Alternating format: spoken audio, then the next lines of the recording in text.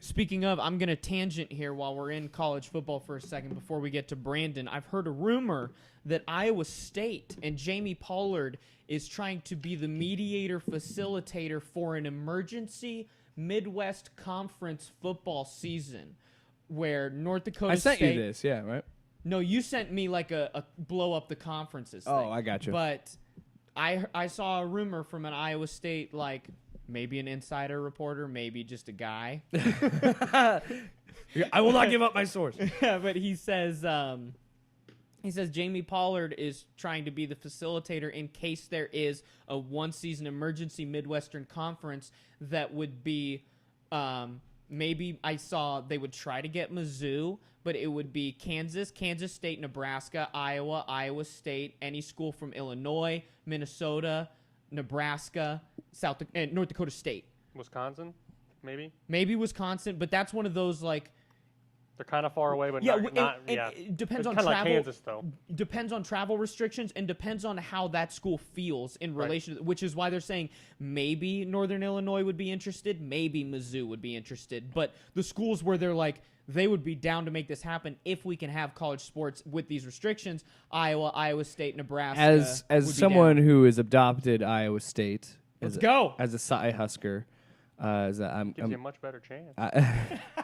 Much easier conference for sure. Facts don't lie, buddy. Iowa State, man, why are they so fascinated with Nebraska? I just don't get it. Why do they? I know they mentioned other teams, but I'm just saying they seem to be very fast. Okay, you talk about rent free. You want to do this? You want to do this right now? You want to do this right now? Because I'll give my stance. So my stance on it is where the programs are at now are in such different positions than when Nebraska left the Big Ten that I dealt with Nebraska trash talk for the whole time they were in the Big 12. And I want you to come prove it now, bud. I see you get stomped by the Hawkeyes 5 years in a row. And no, we didn't. We didn't get stomped the last. Field goal decided the last two games, sir. Lost. They still lost. Years in a row. You're sure? They still lost. And where Iowa State's at and still moving forward, I keep seeing these things out of PFF where it's like Charlie Kohler was the top graded tight end for last season.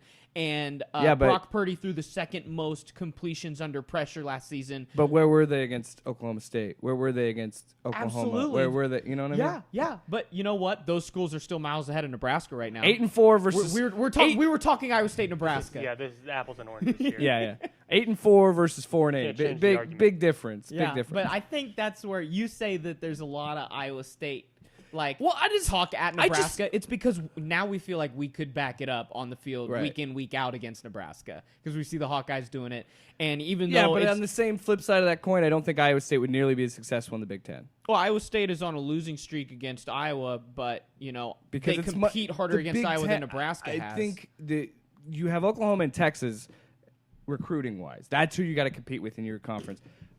Iowa and Nebraska have to compete with Ohio State, Michigan State. When you hear the truth about Iowa State, Nebraska, it changed to Iowa State can't compete in the Big Ten. It changed to let's talk about Oklahoma. If Iowa State were to play Nebraska right now, I think Iowa State would probably win.